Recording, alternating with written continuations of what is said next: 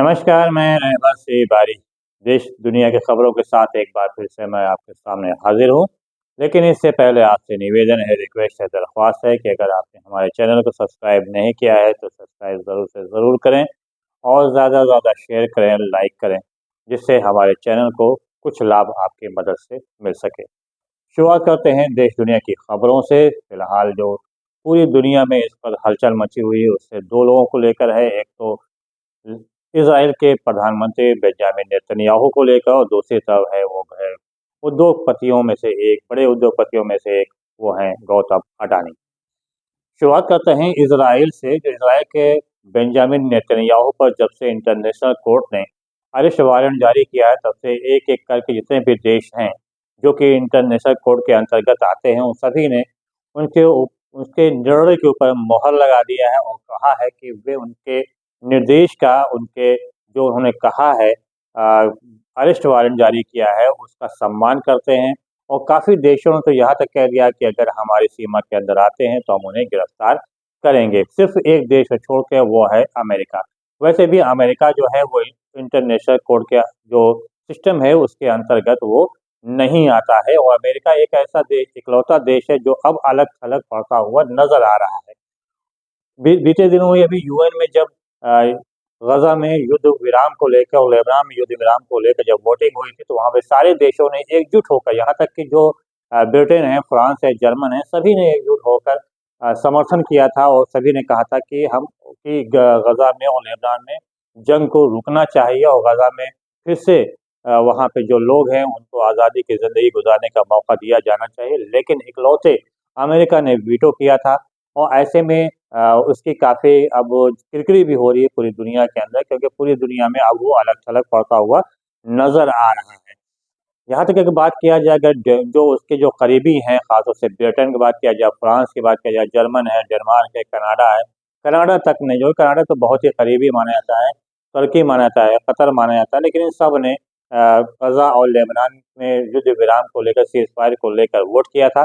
और अब जब इंटरनेशनल कोर्ट ने बेंजामिन नेतन्याहू के खिलाफ अरेस्ट वारंट जारी किया है, तो इन सभी देशों ने भी अपने-अपनी तरफ से विज्ञप्ति जारी करके कहा है कि वे इसका सम्मान करेंगे और अगर उनके देश में या उनके सीमा में नेतन्याहू आते हैं तो उनको वो गिरफ्तार करके इंटरनेशनल कोर्ट के हवाले कर देंगे।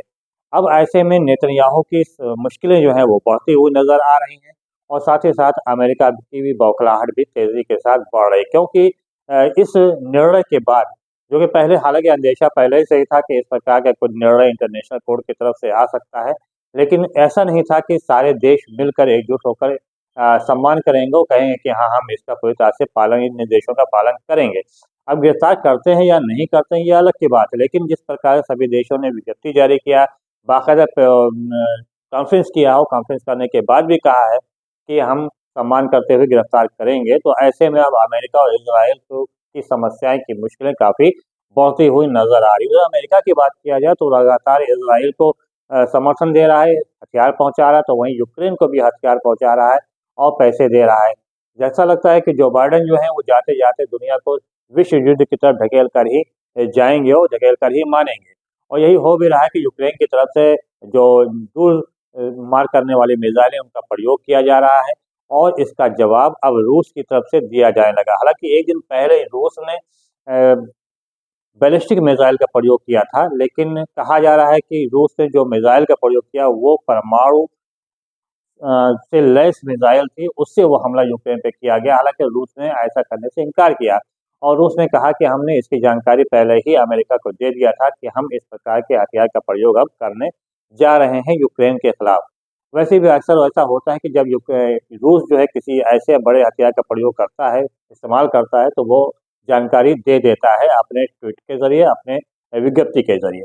और यहाँ तक कि रूस ने तो ये भी कह दिया कि जिस मिसाइल का प्रयोग उसने किया है यूक्रेन के ऊपर, वो पहली बार किया है और उसका परीक्षण किया है, एक तरीके से देखा है तो ये दुनिया पहली बार ऐसा हुआ है जब किसी हथियार का परीक्षण हो, वो किसी देश के ऊपर हमले के रूप में किया जाए, ऐसा पहली बार हुआ है। इससे और भी अमेरिका और इज़राइल के साथ, यूक्रेन के साथ-साथ नाटो देश जो हैं वो भी बौखला गए हैं और सबको डर है कहीं ऐसा ना हो कि रूस जो है वो अब इन देशों पर भी हमला करे। हालाँकि ऐसा अभी तक हुआ नहीं है, लेकिन सबसे ज़्यादा जो समस्या सामने आई, चिंतित है, वो है पोलैंड। पोलैंड चूँकि पहले से ही रूस के निशाने पर है, इसलिए और उसको डर है कि कहीं ऐसा न हो कि रूस उनके ऊपर हमला कर दे। डेनमार्क है, स्वीडन है, नॉर्वे है, इन सब और स्पेन है, ये सारे देश ऐसे हैं जिन्होंने पहले से ही विश्व युद्ध को भांपते हुए तैयारियां शुरू भी कर दिया है। उन्होंने बाकायदा नागरिकों को मेल भी किया है कि वे अपने-अपने घरों में कम से कम 1 सप्ताह का दवाएँ और भोजन का स्टोर करके रख लें, क्योंकि कभी भी युद्ध बड़ा हो सकता है। उधर बात किया जाए मिडिल ईस्ट की बात किया जाए तो इज़राइल का लगातार गज़ा और लेबनान पर हमला जारी है। अभी रात में ही उसने लेबनान की एक बिल्डिंग पर हमला किया जिसमें लगभग 80 लोग मारे गए, जिसमें ज़्यादातर महिलाएँ और बच्चे शामिल थे। तो वहीं गज़ा पे भी उसने शराले आश्रय के ऊपर वहाँ पे हमला किया जहाँ पे शरण ले रखी है वहाँ के लोगों ने, वहाँ पे भी हमला किया। वहाँ लगभग 200 लोग मारे गए, जिसमें महिलाएँ और बच्चे ही शामिल हैं। और यहाँ पे ये कहा जा रहा है कि अब उसमें लेबनान में हिज़्बुल्लाह उस बिल्डिंग में थे और यहाँ पे जो शरण स्थल था वहाँ पे हमास के लोग थे। ये तो बहुत पहले से ही बात की जा रही है। लेकिन वहीं जवाबी हमला अगर लेबनान की तरफ से देखा तो लेबनान की तरफ से भी हमला किया गया है, जो कि तेल अवीव के ऊपर मारा है और तेल अवीव के आस-पास के स्थानों पर उसके रॉकेट और मिसाइलें गिरी हैं। वहाँ से आग की लपटें उड़ती हुई वीडियो जो जारी किया गया है, उसमें दिखाया भी गया है। वो वीडियो हम आपको इसलिए नहीं पहुँचा सकते क्योंकि कॉपीराइट हो जाएगा, उससे हमारा चैनल बंद भी हो सकता है, वरना वह वीडियो आप तक ज़रूर ही पहुँचा था। वहीं अगर बात करें गज़ा की बात करें तो वहाँ पे हमास ने दावा किया कि उसने सैनिकों को मारा है, इज़राइली सैनिकों को मारा है। उसने बताया कि लगभग 12 से 18 सैनिकों को उसने मार दिया है। लेकिन इज़राइल की तरफ से सिर्फ 1 सैनिक की बात की जा रही है कि 1 सैनिक हमले में मारा गया है और करीब 8 से 10 सैनिक घायल हुए हैं। अब जब इज़राइल मान रहा है कि 1 सैनिक मारा गया और 8 से 10 घायल हुए हैं, तो ऐसे में आप समझ लीजिए कि कितने ज़्यादा हुए हैं, क्योंकि इज़राइल हमेशा घटाकर ये संख्या बताता है। वहीं एक और वीडियो जारी हुआ है, वो इंस्टाग्राम पे सामने आया, लेकिन हम उसकी पुष्टि नहीं करते, लेकिन इंस्टाग्राम में वो वीडियो बहुत तेज़ी के साथ वायरल हो रहा है।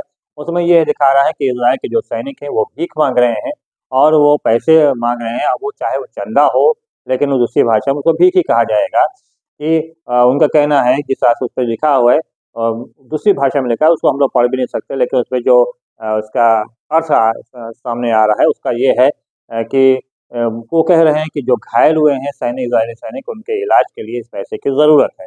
अब ये आप खुद अंदाज़ा लगा लें कि इज़राइल में इस वक़्त अर्थव्यवस्था किस प्रकार के डामाडोल हो चुकी है और यही अर्थव्यवस्था अमेरिका की भी डामाडोल हो गई है।